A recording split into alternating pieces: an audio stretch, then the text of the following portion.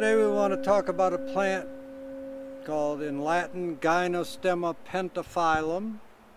It's typically got 5 leaflets, that's pentaphyllum. The Chinese name for it is Jiao. It's a well-known herb in China at present and Japan. So this is not a traditional Chinese medicine herb. It was more like a folk herb in southern China. Some Japanese researchers went down to southern China and they were actually looking for a sugar substitute. They came across this plant which has quite a bit of sweetness in it. But then it was discovered that it has a number of compounds in it very similar or identical to the compounds in ginseng. In Gymnostemma they're called gypenicides and there's 82 of them. 4 of them are identical to ginsenicides found in ginseng. So this is a plant that has ginseng-like properties. It's an adaptogen. Helps the body adapt to stress, boosts the immune system. It's very much used for anti-cancer, lowers cholesterol, regulates blood pressure. It's an anti-aging herb. I want to talk more about how to grow it. You can find plenty of information on how to use it online. This is probably the easiest to grow of all the adaptogen plants. I call this the best plant to grow for your health. Reasons being that it has a lot of health benefits, plus it's very, very easy to grow, plus it's very, very easy to use. To use it, you would just dry it, or you could just nibble on it fresh. All parts of it are medicinal. You don't need to dig anything up. Just harvest the above ground part, dry it, and make it like you're making a cup of tea. You could mix it with green tea or black tea. I drink this every day in the morning. As far as growing it, it's kind of a weed. So this is actually in the squash family, totally unrelated to ginseng.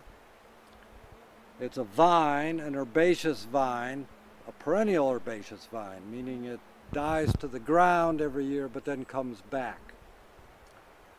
It can grow up to 20 feet or maybe more in a year. So here it has gotten into a brush pile. It's growing up through the brush pile and you can see it running up the side of these shrubs. Here it is. It's got tendrils like many squash family plants. The flowers and fruit are tiny. The fruit's not much bigger than a pea. In this climate, here in western North Carolina, it rarely makes fruit, which is perhaps a good thing, considering how weedy it is.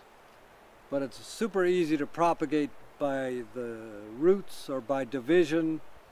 If you plant it in the ground and leave it, it'll run along the ground and root down all the way along, so you can separate that and make many more plants for yourself. If you get it to climb up something, it will nevertheless, after a few years, start to spread by the roots. So it does have some invasive potential. You want to watch out for it. It's gotten in many parts of our garden, which I'm not too unhappy about. We gather it and dry pounds of it every year. One of the most useful adaptogens there is. You could grow it as a screen, up some bamboo to screen an area. This plant has become naturalized in many parts of my garden, not as I say by seed, but mostly by little pieces of the root getting in different places. And we can just come out here and gather almost any day. I can collect a big amount of this plant. And some more over here.